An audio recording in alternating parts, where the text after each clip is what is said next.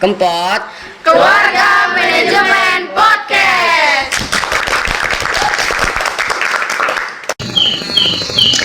Assalamualaikum warahmatullahi wabarakatuh. Selamat malam teman-teman.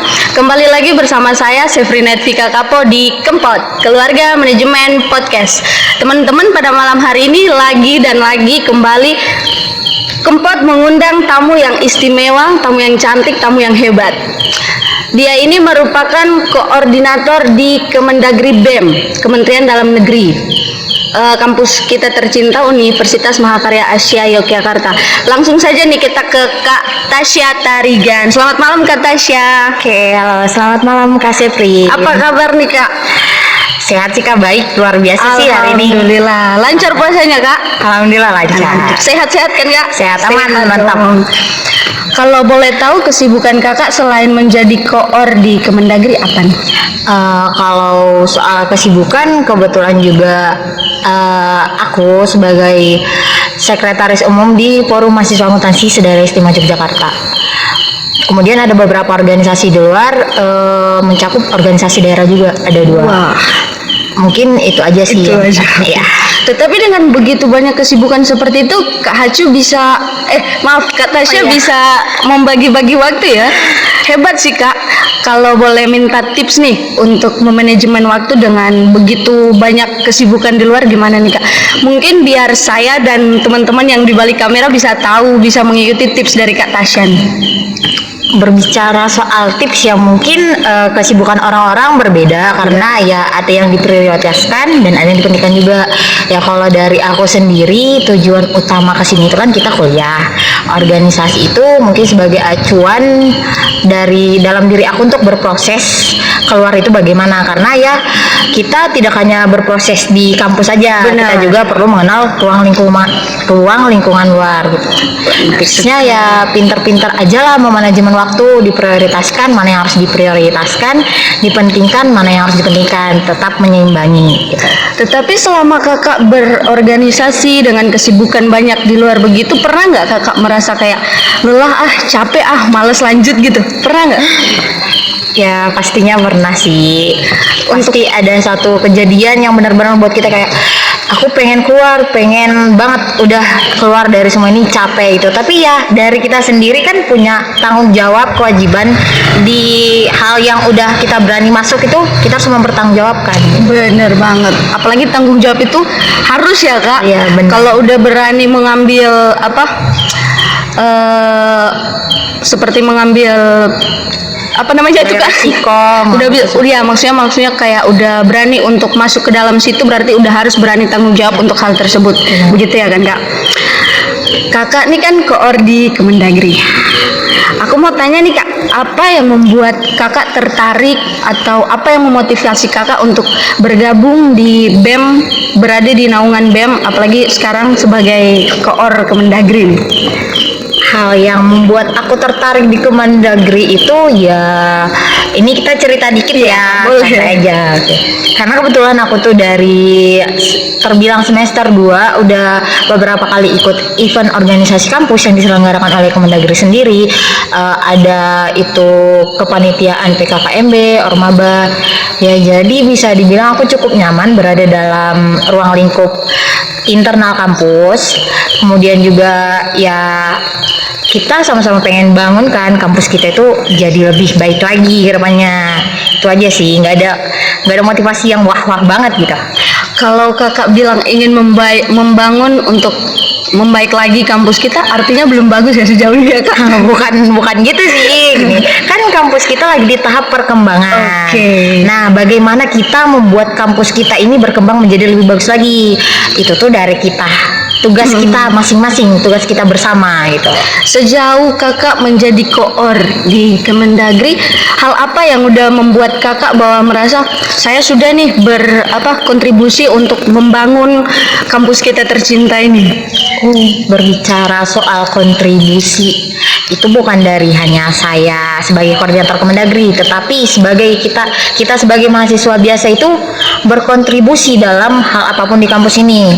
Baik itu kita membayar SPP, mungkin ya yang belum bayar SPP ayolah bayar SPP itu. Berarti teman-teman yang belum bayar tolong ya. Nah, itu kontribusi ke kampus loh paling utama itu. Terus kita juga kemarin merayain Dies Natalis kan. Nah, itu tuh salah satu pencapaian yang menurutku tuh aku tuh pribadi bangga ya bisa merayakan Dies Natalis bersama teman-teman mahasiswa, merayakan ulang tahun kampus kita gitu. Dan juga banyak kemarin tamu undangan yang memang excited gitu loh ngikuti kegiatan kita selama seminggu. Gitu Kak Syafri. Oke, keluar dari situ kakak ini kan di bawah naungan BEM yang yang diambil oleh Bu Pres dan Bu Wapres tentunya sebagai atasan kakak Ya. gitu kan. Ya, oke ya. Untuk saya mau menanya sedikit. Kan dua orang ini, Bu Pres dan Bu Wapres ini adalah dua orang dan dua manusia yang berbeda tentunya. Berbeda dari segi tubuh, bukan body shaming ya guys. Enggak body shaming. Dari bentuk wajah dan tentunya emosi juga. Aku mau nanya semenjak kakak bergabung dan bernaung di bawah mereka, menurut kakak bagaimana dengan emosi kedua orang ini gitu? Dalam menakodai BEM. Emosi Bu Presma dan Bu Wapres iya. ya. Kalau berbicara soal emosi setiap manusia itu beda-beda pastinya. Bener. Apalagi kita di dalam satu organisasi. Kalau emosinya sama, itu berjalannya organisasi itu bahkan nggak berprogres ya, karena kita butuh satu orang yang kritis dan satu orang yang benar-benar bisa menerima gitu. Nah, emosi dalam arti dari kedua belah pihak ini itu tuh emosinya terbilang ya, kalau tidak ada pertentangan ya nggak ada kemajuan dong, kita Benar. stuck di situ doang. Benar. Jadi emosi mereka tuh bagus, mereka emosinya membangun, malah mengajak kita bersama-sama ke depan itu bagaimana menjalankan satu program kerja yang baik lagi. Jangan, kalau bicara soal emosi juga mereka nggak bawa emosi ya ke forum. Itu udah karena aku kenal kedua belah pihak ini juga. Oke, ada tidak dalam naungan BEM ini dari kementerian-kementerian sampai ini ada tidak pernah mungkin salah satu anggota yang berprotes tentang emosi kedua orang ini? Sejauh ini tidak ada. Berarti sejauh ini aman saja ya? Aman. Progres mereka berarti cukup dibilang baik gitu? Ya, dibilang Oke. baik sih, bukan cukup, udah baik Baik progresnya. banget sih ya. Oke Kak, aku mau nanya nih Kak, job desk Kemendagri yang sudah kakak dan teman-teman lakukan sejauh ini apa nih? Job desk yang baru kita lakukan itu yang pertama kemarin itu Dies Natalis ya. Nah, Dies Natalis alhamdulillah berlancar dengan baik walaupun ada sedikit kendala. Ya alhamdulillah kendala itu bisa kita atasi bersama. Yang kedua itu kotak aspirasi. Kotak aspirasi. Saya boleh tanya sedikit soal kotak aspirasi ini Kak? Ya boleh silahkan. Kotak aspirasi ini sudah sampai mana ya Kak? Nah gini, jadi aku jelasin dikit Ya, ya soal boleh, program silakan. kotak aspirasi. Nah, kotak aspirasi ini tuh kita buka 3 bulan sekali. Jadi kemarin sudah di-share karena berhubung masih pandemi, jadi kita buka kotak aspirasi melalui forum online. Kemarin linknya sudah di-share sama teman-teman Kemendagri. Itu tergantung dari teman-temannya, kejujuran teman-teman sudah mengisi aspirasi tersebut atau tidak.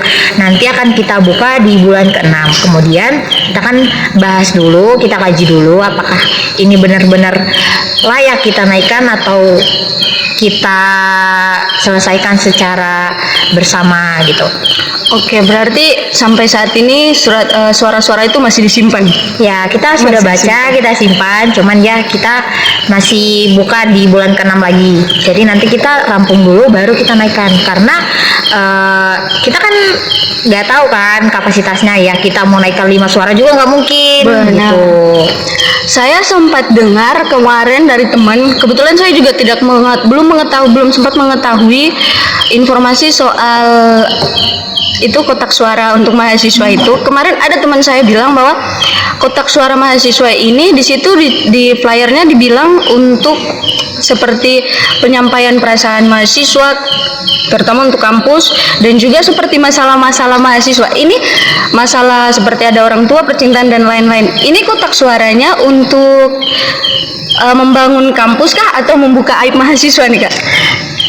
Wah, ini bukan ke forum intelektual lagi ya. Sebenarnya mohon maaf, soalnya itu kan yang saya dengar dari teman saya itu di flyernya tertera seperti itu. Iya, jadi kotak aspirasi itu kita menyangkut pembahasan soal beberapa masalah mahasiswa. Nah, makanya kita ini merundingkan dulu sebelum dinaikkan ke atasan. Kita tuh memilah dulu apakah ini layak dijadikan mau dinaikkan sebagai aspirasi dan menyuarakan suara mahasiswa atau bagaimana. Kita tuh butuh mengkaji juga. Kita nggak asal sembarang ambil ya. Mau naikkan suara itu bukan kayak asal-asalan. Kita itu harus ada dasarnya, kajiannya juga. Karena ya tadi Kakak Sevrin juga sebut ngebongkar aib. Kita nggak bongkar aib kok, santai kok. Tetap itu soal keamanan, kerahasiaan mahasiswa itu kita jaga. Oke, tapi benar berarti di dalam flyer atau yang di-share-sharekan ke teman-teman itu ada tercantum untuk memberitahuan seperti menyampaikan keresahan mahasiswa seperti entah perasaan mereka, ada masalah mereka di luar seperti itu, benar Kak? Kalau untuk pribadi sih enggak, kita lebih ke kampus kita sendiri karena itu adalah kotak aspirasi mahasiswa. Berarti yang tadi dibilang permasalahan mahasiswa, masalah seperti masalah pribadi itu tidak benar, tidak tertera di situ Kak? Iya benar. Oke, hanya berarti mencakup ruang lingkup kampus saja. Siap, terima kasih Kak. Selanjutnya nih saya mau tanya, selama kakak nih banyak mengikuti organisasi, banyak kesibukan di luar dan internal, eksternal begitu. Apa yang kakak dapatkan selama mengikuti organisasi, apalagi sebagai Koorek Kemendak sekarang? Apa yang saya dapat ya? Kalau yang saya dapat itu banyak ya, dari relasi, ilmu pengetahuan itu banyak. Tapi yang paling penting itu adalah menurut saya relasi dan pengetahuan. Karena ketika Anda sudah bergabung dengan dunia luar, Anda memiliki pemahaman open minded yang sangat luar biasa. Jadi maaf ya teman-teman, bukan aku bilang teman yang di satu organisasi itu tidak open minded, bukan, tetapi ayolah, ruang luar itu luas, kita perlu tahu banyak soal lingkungan luar ini gimana gitu. Kalau dalam hal ini pernah tidak kakak kayak seperti ketemu teman-teman yang lain, tidak sempat berorganisasi, belum pernah bergabung begitu, pernah mengajak mereka tidak, dan bagaimana respon mereka itu? Nah, itu tuh enak justru, kayak kita tuh kemaba ya. Saya sebagai Kemendagri, bukan saya mau menghasut mereka untuk mengikuti organisasi, tetapi saya mengajak mereka bagaimana caranya berproses. Itu tergantung mereka sendiri. Mereka mau berorganisasi atau tidak, itu tergantung pribadinya. Kan ada orang yang benar-benar excited banget nih mau berproses dalam hal apa, dalam relasi kah, pengetahuan kah, politik atau apa, itu bebas gitu kan, banyak. Jadi mereka tuh kadang nanya, Kak, ada nggak yang tempat yang benar-benar cocok buat saya berproses, saya mau gabung di dunia perpolitikan kayak tadi forum mahasiswa akuntansi, atau kayak HMM nih kan, manajemen, pengen nih Kak, manajemen ini ruang lingkupnya di mana aja, bisa kita arahin ke HMM langsung gitu. Hebat ya. Selanjutnya apa nih target kakak dan teman-teman dari Mendagri untuk kedepannya dalam periode ini untuk mahasiswa dan organisasi yang berada di kampus, organisasi lainnya, himpunan, UKM dan lain-lain? Target kita itu saat ini yaitu kita mau merangkul dulu ya organisasi UKM maupun himpunan di kampus kita, karena kemarin itu pandemi, jadi kita sempat 2 tahun lebih vakum. Jadi ya ada sedikit jarak di antara kita, antara BEM, himpunan maupun UKM. Jadi kita mau merangkul dulu, membentuk satu kesatuan, dan ya kita lagi rencanain satu proker bersama. Ya semoga ini tuh menjadi tugas kita bersama ya. Gimana caranya kita mewujudkan ruang lingkup mahasiswa yang nyaman sama kita. Mantap dong ya. Iya. Seharusnya itu terlaksana nih Kak. Kalau kakak bilang merangkul, sejauh ini apakah kakak dan teman-teman sudah merasa bahwa sudah merangkul organisasi yang berada di dalam kampus kita ini? Kalau dari saya sendiri sih, ya saya merangkul. Saya merangkul pastinya. Ini tergantung dari kita. Dari saya, Kemendagri, dari Kak Sevrin HM, dari Kak Adit juga, Hima. Kita tuh sama-sama merangkul. Ya kerjasama, makanya kita tuh koordinasi. Selalu ada koordinasi antara BEM, himpunan, dan UKM. Kayak gini, himpunan mahasiswa manajemen. Kebetulan kita yang di Jogja kan FEB nih kan, yang manajemen merangkul manajemennya sendiri, Hima merangkul himanya sendiri. Nah jadi ketika ada satu proker, baik itu proker Hima, BEM maupun HMM, itu tuh kita kerjasama collab. Oke, sejauh ini progres kakak untuk merangkul apakah sudah ada, atau apakah sudah ada bentuk nyata bahwa kakak ini sudah merangkul nih? Bentuk nyata nih ya. Iya. Kemarin kita baru rapim. Oke. Nah di rapim itu kita bahas mengenai program kerja bersama yang akan kita laksanakan. Untuk saat ini merangkul itu saya masih merangkul dari pimpinan ya, karena kita perlu pendekatan dulu ke pimpinannya. Pimpinan dulu baru nanti anggota.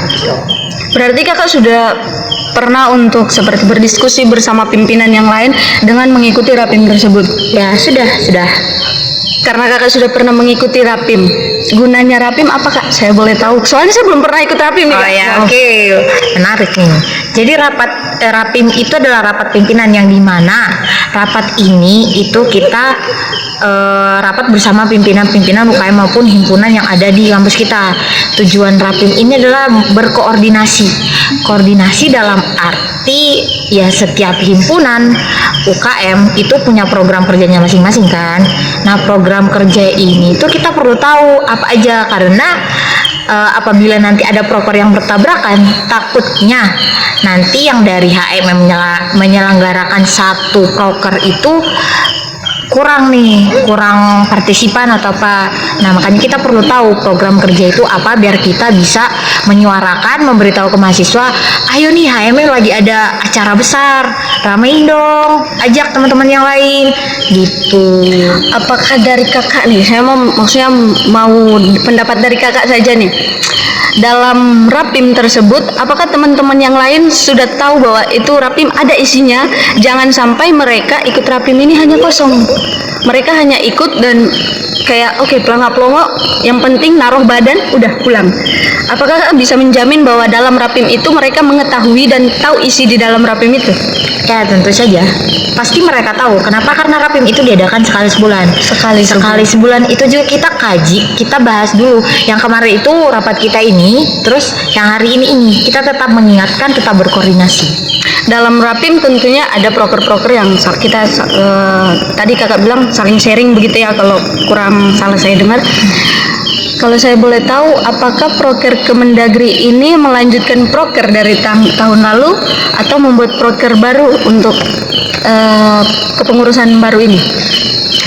Untuk program kerja kita ada mengambil ya dari program kerja periode sebelumnya, karena kebetulan kabinet BEM tahun ini adalah kabinet transformasi. Kenapa kita mengambil? Karena pada tahun sebelumnya itu ngestak karena dihadapkan dengan pandemi. Jadi banyak program kerja yang tidak terlaksana. Jadi kita mau menjalankan program kerja yang dulu tidak terlaksana, terus kita buat program baru gitu. Oke, berarti dikarenakan program kerja tahun lalu belum sempat terlaksana, maka dari itu untuk tahun ini kita adakan kembali. Kakak adakan kembali begitu. Siap. Kalau saya boleh tahu, Kak, untuk karena tadi sempat membincangkan soal merangkul, ya. apakah BEM ini sudah layak disebut bahwa mereka ini perwakilan mahasiswa? Sebab kan BEM adalah Badan Eksekutif Mahasiswa. Apakah BEM untuk tahun ini sudah bisa atau sudah layak disebut sebagai perwakilan mahasiswa? Jelas dong. BEM itu apa tadi Kak? Badan Eksekutif Mahasiswa. Bukan yang aspirasi ya. Apakah mereka sudah layak disebut perwakilan mahasiswa? Jelas, BEM itu adalah perwakilan mahasiswa. Kenapa?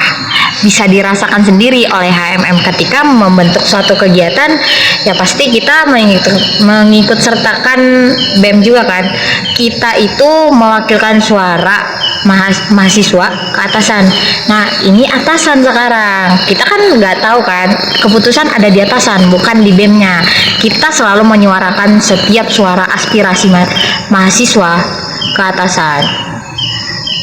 Oke, aspirasi mahasiswa ke atasan. Sekarang tergantung atasannya kan, kita nggak bisa nuntut atasan juga. Apakah karena takut ke atasan? Bukan karena takut ke atasan, kan strukturalnya ada. Atasan dulu, BEM baru ke mahasiswa gitu. Apakah BEM ini pernah seperti bentrok sama atasan dikarenakan saling, maksudnya tidak satu pendapat begitu, atau pendapat dari BEM tidak masuk ke atasan? Tidak satu pendapat. Iya. Wajar sih nggak satu pendapat, ya namanya juga atasan dan bawahan ya. Tetapi bagaimana kita mendiskusikannya dengan baik, bagaimana kampus dapat menerima pendapat kita, saran kita, itu tuh kita harus perlu diskusi dulu. Makanya ada juga kan Pak Agus bagian kemahasiswaan. Oke. Apakah Kakak sebagai koor di Kemendagri bisa mempertanggungjawabkan status Kakak sebagai koor di Kemendagri? Bisa, pasti bisa. Karena itu udah suatu kewajiban dan keharusan. Bukti bahwa Kakak sudah mempertanggungjawabkan. Boleh satu contoh gitu, yang simpel-simpel aja lah. Contoh dalam bentuk apa nih? Pertanggungjawaban bahwa Kakak ini sebagai Kemendagri bisa mempertanggungjawabkan status Kakak. Yang paling bukti nyatanya itu adalah ya saya rapim, saya merangkul ketua-ketua, saya ngontek ketua-ketua juga bagaimana apakah progresnya berjalan apa enggak, itu kita perlu tanyain juga. Bagaimana dengan kemahasiswanya? Ya mahasiswa saya juga dekat juga ke mahasiswa. Kebetulan saya itu lagi mendekatkan diri ke mahasiswa angkatan 20 dan 21 ya, karena mereka kebetulan mahasiswa yang bisa dibilang online terus, belum sempat merasakan rasanya suasana offline gitu. Berarti udah ada beberapa mahasiswa yang sudah ke Jogja lah ya, Iya, untuk benar. melihat kampus kita ini. Apakah dengan begitu Kakak bisa merasa bahwa ya saya sudah berhasil untuk merangkul mahasiswa-mahasiswa ini? Tentu saja belum. Rasa puas itu besar, belum. Kalau dari saya pribadi, terbilang belum bisa merangkul tidak juga, terbilang sudah merangkul tidak juga gitu. Pas-pasnya aja Ya, lah. maksudnya aja 50-50 gitu loh. Kan di sini banyak mahasiswa yang terbilang cukup diam-diam aja. Dari peran Kakak untuk mengajak mereka bisa bergabung dalam kegiatan kampus, bagaimana itu Kak? Kalau dari saya pribadi itu pendekatan pribadi sih. Saya Pendekatan pribadi. kebetulan ya ada ketemu beberapa mahasiswa kita yang pure, dia itu nggak mau berkecimpung di dalam event kita sendiri. Nah itu tuh pendekatan pribadi. Ya alhamdulillah dari teman kita kemarin dia mau menghadiri event kita, event Dies Natalis, bahkan kemarin kajian spiritual juga dia datang sama teman-teman yang lain. jika di dalam berorganisasi, kakak kan sudah mengajak nih mahasiswa, mereka ini akhirnya mereka mau nih berorganisasi, tetapi dalam organisasi mereka ini acuh tak acuh seperti itu. Apa respon kakak untuk mereka? Seperti kakak berperan seperti apa untuk mereka bisa jangan acuh tak acuh nih sama organisasi? Soalnya kan kalau bisa dibilang organisasi ini cukup penting ya buat kita di kemudian hari. Ya. Hal yang saya ambil dari situ sih ini aja, yang pertama ya kita kan ada ADRT-nya. Ya. Semisal dia itu tak acuh ya peringatan dulu dong, kasih peringatan gitu. Terus kedua ketiga kalinya yang nggak bisa ya udah jangan dipaksakan yang memang nggak bisa, karena itu merugikan kita sendiri, merugikan pihak kita. Selagi dia mau alhamdulillah, selagi dia tidak ya udah fokus ke kinerja aja, fokus ke apa yang ingin kita jalani, karena kita punya goals kan gitu. Bagaimana kalau dengan ada satu kasus misal mahasiswa ini ingin nih berorganisasi, dia pengen berorganisasi, tetapi sebelum dia masuk ke dalam organisasi ini otomatis dia harus mencari tahu latar belakang organisasi ini. Dia pergi mencari tahu, itu tidak mungkin langsung dia akan tanya ke ketua organisasi ini ataupun teman-teman yang berada di dalam organisasi ini. Otomatis dia akan langsung atau mencari tahu informasi itu dari teman-teman terdekat atau kating-kating yang dia tahu, yang dia kenal dan dekat, seperti itu bukan? Ya benar. Bagaimana kalau ketika dia ingin masuk organisasi ini tetapi dia dibungkam, Kak? Dia dibungkam karena seperti misal pertanyaannya maksudnya di sini tuh mengapa dia dibungkam? Dan kalau dari kakak sendiri siapa nih yang membungkam? Ini pertanyaannya agak gimana ya, kayak yang membungkam itu siapa? Kita nggak pernah ngebungkam orang ya, karena ya kakak Sevri nanya ke aku, ya aku kalau soal kasus gitu ya tanyakan ke pribadinya, karena dari pribadi kita sendiri itu siap menerima apa enggak. Kayak kalau misalkan kak Sevri nanya ke aku, iya kemarin formasi nih ada problem gini, ya aku kan orangnya semangat organisasi, pengenlah perbaiki, kenapa harus dengar dari orang lain? Ya itu kan dulu, kenapa harus ngikut yang dulu rusak, sekarang mau dirusak lagi? Enggak lah, dari kita itu dari pribadi masing-masing. Jika di satu saat anak ini yang ingin masuk organisasi ini kan dia dibungkam, seperti contoh dia entah dibungkam sama orang lain begitu, dia ke Kak Hacu nih, ke Kak Tasya nih, Kak Tasya meminta pendapat, saran dari kakak. Ini Kak, saya dapat informasi, kan saya mau masuk organisasi ini, tetapi teman saya berkata seperti ini. Kakak sebagai Mendagri yang katanya mau merangkul mahasiswa, peran kakak di situ seperti apa? Peran saya di situ tuh saya pasti menyerahkan yang terbaik lah. Ya seperti yang saya bilang tadi, ya mungkin cerita teman-teman yang dulu itu ada sedikit problem, ada sedikit bentrok kontra di dalam satu organisasi ini. Ya dari kamunya sendiri itu gimana, mau memperbaiki atau enggak? Kalau kamu mau memperbaiki, ayo masuk, ayo berproses bersama, ajak teman-teman yang lain berproses bersama. Mari kita perbaiki struktur yang kita dengar rusak, itu nggak tahu bener apa enggaknya, ya ayo kita perbaiki aja. Kalau kakak di posisi itu, di posisi mahasiswa yang telah dibungkam, sebelum kakak tanya nih ke teman-teman yang lain atau minta saran pendapat yang lain, kira-kira perasaan kakak di situ seperti apa dulu? Apakah kakak langsung bilang apa iya, atau berarti ini nih organisasi ini seperti ini nih gitu? Bentar, kita perjelas dulu ya Kak Sevrin. Dari yang pernyataan Kak Sevrin tadi itu sebenarnya bukan lebih ke kata bungkam, itu tuh lebih kata doktrin, karena ya itu pendapat-pendapat, saran-saran dari orang lain, itu tuh doktrin sebenarnya. Doktrin, aku nggak mau lah masuk ke sini soalnya ada problem, ada bentrok, ada apa, iya ini sama si ini bentrok di dalam, jadi ada kubu-kubu gitu. Kan pasti itu doktrin namanya, bukan bungkam. Kalau soal bungkam itu bahasanya udah terlalu sarkas ya. Kalau dari aku sendiri sih, ya aku bodo amat lah, ya aku kan mau masuk, aku pengen masuk, udah tujuan utamaku tuh pengen masuk, bukan pengen dengar cerita dari klien. Biarkan aku yang merasakan sendiri, aku yang tahu sendiri gimana. Setidaknya berarti teman-teman mahasiswa yang belum sempat berorganisasi ini, mereka mencari tahu terlebih dahulu ya latar belakang organisasi ini seperti apa. Jangan sampai cuman dengar katanya akhirnya mereka ini udahlah nggak jadi, nggak masuk situ, begitu ya Kak ya? Iya benar. Nah dari gini juga kan kita berbicara soal isu kampus nih. Isu-isu kampus tuh banyak banget ya Kak Sep. Ya. Alhamdulillah ya masih bisa lah dijawab. Nah dari Kakak Seprin sendiri nih selaku HMM ya, apakah benar di HMM itu udah merangkul seluruh mahasiswa manajemen sendiri atau gimana? Kalau dari kami sendiri, dikarenakan banyaknya mahasiswa yang belum sempat bergabung bersama kami dan belum sempat berada di tempat di Jogja untuk mengikuti atau melihat bagaimana kami berprogres, bagaimana kami menciptakan event-event, dan untuk merangkul mereka, kebetulan nanti ada. Tetapi untuk saat ini, sejauh ini kami sudah berusaha semaksimal mungkin untuk mendapatkan mahasiswa-mahasiswa ini, untuk merangkul mereka bersama kita manajemen begitu, supaya kita menjadi satu keluarga. Ya kenapa tadi dibilang doktrin-doktrin itu Kak? Ini nih yang menjadi permasalahan, bahwa kalau organisasi didoktrin oleh yang lain, itu akan menjadi susah untuk organisasi lain merangkul.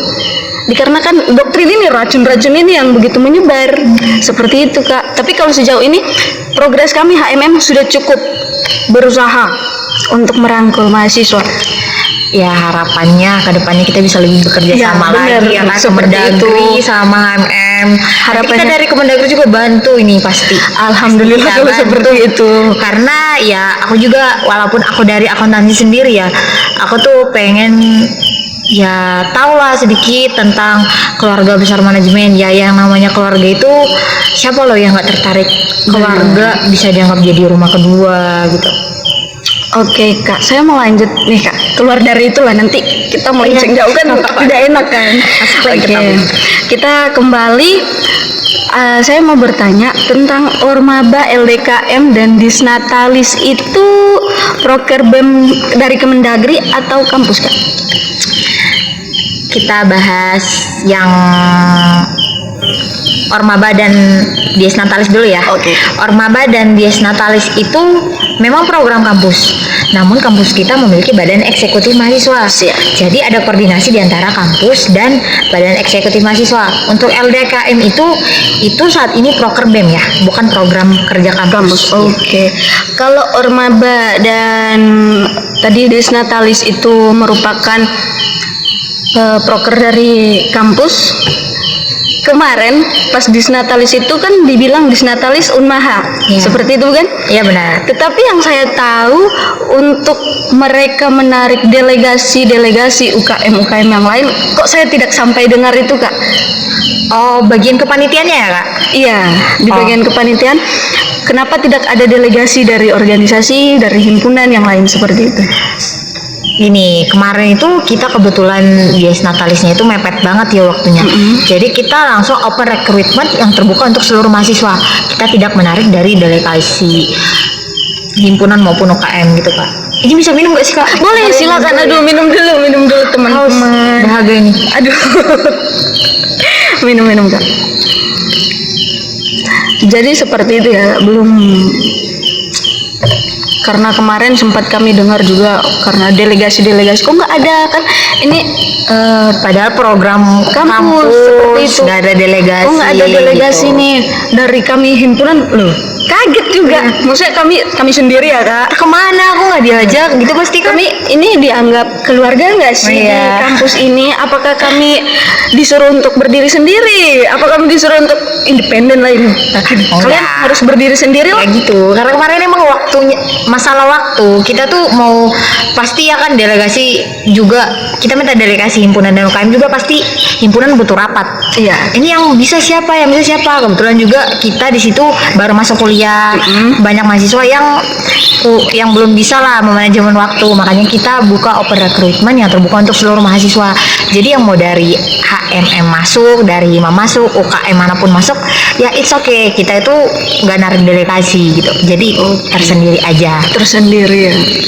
Tapi disayangkan sih Kak, soalnya kan Otomatis dengan begitu pasti antara organisasi dan himpunan yang lain ada rasa kekecewaan sedikit karena ini loh kok acara kampus kok masa kita ini nggak diundang, apakah kita nggak penting, seperti itu pasti bahasa-bahasa dalam hati mereka, dalam hati-hati kami tuh ada rasa seperti itu kan ya. Kalau soal undang, kita undang semua. Kalau kemarin kita undang semua, undang bahkan seminggu itu kita undang seluruh sampai di hari H puncak juga. Cuman ya mohon maaf ya untuk teman-teman kemarin kepanitiaannya kita nggak minta delegasi. Oke, keluar dari itu Kak, bahas organisasi. Bagaimana jika dalam berorganisasi, antar organisasi ini ada pertikaian Kak? Peran Kakak sebagai Kemendagri untuk seperti mendamaikan, menyatukan kembali dan merangkul kembali organisasi-organisasi yang ada di dalamnya terjadi pertikaian. Yang pastinya aku tuh harus dengar dari kedua belah pihak dulu sih. Masalahnya itu subjektif atau objektif nih. Karena kembali lagi pasti ada masalah doktrin kan. Makanya organisasinya bisa sampai bentrok banget tuh. Pasti ada doktrin. Ini sebenarnya masalah subjektif atau objektif, karena kalau udah ke subjektif itu ya orangnya, kayak misalkan pemimpinnya dengan pemimpinnya nih bentrok, ya doktrin keanggotanya juga pasti gede. Ya jangan ya ini jangan masuk ke sini, gak usah lah berteman sama mereka. Itu kita rapatkan dulu, kita tanya dulu yang dari sini gimana, yang dari sana gimana, karena kita nggak boleh kan mihak ke siapapun, kita tuh netral. Bener, seharusnya seperti itu ya Kak dalam mengatasi atau menghadapi satu masalah antar organisasi. Tetapi bagaimana jika dalam berorganisasi ada dua orang dengan organisasi yang berbeda, punya masalah, entah masalah pribadi, tetapi dibawa ke dalam organisasi, akhirnya menracun atau mendoktrin bawah-bawahan mereka nih, bahwa bilang, dia itu kan karena ketua ini makanya kayak gini nih, nggak bagus, jangan sampai kalian berteman sama dia nih gitu. Pernah mendapatkan seperti itu tidak Kak? Atau bagaimana dan tanggapan Kakak untuk menyelesaikan kasus seperti itu sebagai Mendagri? Kalau dari aku pribadi pernah sih dapat yang gitu ya. Tapi ya kan namanya kita sebelum masuk organisasi nih kita udah di ruang lingkup mahasiswa. Kayak aku sama Kak Shefrin nih, misalkan bentrok nih, kita nih bentrok berdua. Padahal aku sama Kak Shefrin dulu bestie gitu. Yang musuhan sih mereka, ya udah mereka aja. Ya mungkin ya kalau misalkan di organisasi ya kita profesional lah. Betul. Kak Shefrin misalkan profesional di HMM, aku profesional di HIMA juga karena kebetulan aku akuntansi kan. Betul. Tapi kalau di luar itu ya udah kita nongkrong bareng. Seharusnya seprofesional itu ya Kak dalam berorganisasi, tetapi karena bisa dibilang dalam berorganisasi tentunya ada yang baperan ya. Itu yang susah untuk diatasi Kak. Kalau Kakak mengatasi orang yang berbaperan di dalam organisasi gimana? Kalau baperan susah ya, soal pribadi sendiri ini. Ya dari kita sendiri sih, karena ya dari Kak Shefrin punya pendekatan sendiri kan ke orang-orang bagaimana. Ya mungkin Kak Shefrin butuh pengenalan dulu atau gimana. Ya kalau dari aku ya karena aku pengen ngerangkul, ya it's okay, pertama kali kenal ya udah gimana gini karena ya aku butuh tahu kamu gimana, kamu juga harus tahu aku gimana gitu. Tetapi Kak kalau dalam situasi dibilang baper gitu, terus dibawa ke dalam organisasi, otomatis orang ini akan meracun orang satunya, bilang bahwa kemarin aku punya masalah nih sama orang ini, terus dia akan bilang jangan sama dia deh, dia di sana tuh seperti ini gitu. Kalau untuk mengatasi seperti itu, Kakak sendiri bagaimana? Yang berarti Kakak di situ sebagai teman dari yang punya masalah itu, teman kita yang punya masalah nih, problem nih. Kalau dari aku pribadi itu pasti mikir gini ya, kayak Shefrin, iya kau jangan berteman tuh lah sama Adit gitu kan. Adit kemarin gini, tunggu dulu, aku rasain dulu sama si Adit gimana. Siapa tahu ini yang bermasalah kamu sama Adit. Ya selagi Adit beda nanti kamu gimana dong gitu kan. Ya aku harus terjun sendiri. Bener, seharusnya ya begitu. Untuk saran sih buat organisasi-organisasi lain dan UKM teman-teman kita yang berada di balik layar kamera ini, untuk kedepannya jika ada masalah pribadi jangan sampai dibawa ke ke organisasi Ya, atau meracuni itu benar. teman-teman Jangan seperti itu. didoktrin lah teman-teman. Ya, kan bahaya ini, kita nggak bisa merangkul jadi Kasihan, susah jadinya. Apalagi mau menghimpun ya susah. Iya, susah juga. Apalagi udah dengan masalah-masalah membawa perasaan Iya, itu. baper. Jangan deh teman-teman ya, jangan sampai. Keluar dari itu Kak, aku mau nanya, informasi dari kampus itu harus disampaikan oleh Kemendagri. Dari media apa yang Kemendagri gunakan untuk mempublish informasi dari kampus tersebut? Media yang kita gunakan menginformasikan sesuatu, baik itu dari kampus, UKM, himpunan maupun dari BEM sendiri, itu kita menggunakan WhatsApp dan sosial media Instagram. Ya, karena kita juga tahu mahasiswa kita itu memakai media sosial Instagram dan WhatsApp. Kebetulan kan kampus kita tuh punya grup akademik nih, perangkatan. Nah, jadi kita nge-share di grup angkatan, terus kita share juga di sosial media. Kita juga kadang nge-tag kok himpunan-himpunan. Nah, dari himpunan itu sendiri apakah menyampaikan ke mahasiswanya Ya, gitu. bawa-bawaannya. Tetapi bagaimana kalau yang tidak menggunakan Instagram, Mbak? Adakah solusi lain? Memang di era sekarang nggak mungkin ya nggak pakai Instagram, nggak. Ya, Tapi benar sih. mengatasi itu bagaimana jika jika ada yang tidak menggunakan Instagram? Kan kita punya WhatsApp kan. Iya. WhatsApp semua pakai WhatsApp karena ya sekarang digitalisasi era 5.0. Betul. Kita tuh pakai digitalisasi semua pasti WhatsApp lah. Minimum itu informasi lewat WhatsApp, teman-teman. Kalau nggak ada yang dapat informasi lewat WhatsApp sih, ya mungkin Anda sih yang senyapin info-info dari akademik atau gimana gitu. Baik Kak, lanjut aja deh. Yang terakhir nih Kak. Yang terakhir, kenapa semua event atau kegiatan organisasi menggunakan proposal yang menyertakan tanda tangan BEM? Apa menjadi jaminan untuk turun ataukah BEM mau menjamin kami dalam hal tersebut, seperti kita naikkan proposal minta tanda tangan BEM seperti Kenapa ya dilandaskan BEM berarti gitu ya? Sebenarnya itu kita punya SK-nya. Nanti kita ngopi bareng ya. Oke. Ngopi bareng dulu, bahas SK nih. Ada SK-nya. Oh, ada itu ya. tuh dari dari ketua yayasan dan juga dari Pak Rektor sebelumnya udah ada SK bahwasannya segala sesuatu yang berhubungan dengan proposal yang ingin dinaikkan ke atasan itu atas tanda tangan BEM, harus ada tanda tangan BEM, karena badan tertinggi di kampus itu adalah badan eksekutif mahasiswa. Mahasiswa, Perihal kita membantu, ya kita membantu. Kita pasti bantu, kita pasti follow up ke atas. Urusan dana turun atau perizinan apa, ya kita bersabar lah ya. Siap. Kita nunggu atasan kita soalnya ini. Oke, sebelum saya tutup podcast pada malam hari ini, Kak, saya mau ada satu pertanyaan pribadi dari saya nih, Kak. Oke. Mengenai demo kemarin. Oh, Demo kemarin saya dengar dari Bu Wapres sendiri bahwa kenapa dia sampai bisa mengeluarkan statement bahwa bilang demo ini dadakan. Apakah Mendagri tahu ini? sebenarnya ini bukan demo dadakan sih, karena mungkin ya Bu Wapres itu terkejut karena teklapnya ya. Teklapnya pada malam itu juga dikirim H-1. Ya namanya teklap, teknis lapangan itu dibahas pasti H-1 sebelum aksi turun. Ya, Itu. Tapi untuk pembahasan demonya itu aksinya itu tuh udah dibahas. Kenapa saya bilang gitu? Karena saya tahu sebelum kita turun, kita itu dari seluruh kampus udah mengadakan kajian-kajian beberapa minggu sebelumnya. Apakah ini layak untuk dituntut dibawa ke jalanan atau gimana? Dapatkah ini diaspirasikan? Poin ini tuh dari mana aja, dasarnya, landasannya apa gitu? Udah ada kajian sebelumnya. Jadi itu bukan asal-asalan, bukan tiba-tiba gitu. Udah ada dasarnya. tapi Bu Wapres bisa bilang dadakan. Ya mungkin Bu Wapresnya sendiri sibuk kayak itu. Siap. Atau typo ya, typo. Iya, typo. Mungkin gitu. Selanjutnya Kak, satu aja terakhir. Kenapa waktu teklap tidak ada mahasiswa lain? Yang saya lihat di situ hanya BEM, dan informasi untuk teklap ke mahasiswa lain saya rasa tidak ada.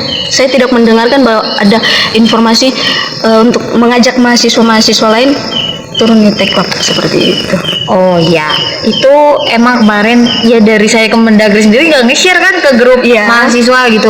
Karena begini teman-teman, kemarin juga kan kita masuk ke dalam organisasi yang menghimpun seluruh badan eksekutif mahasiswa Benar. di daerah Yogyakarta.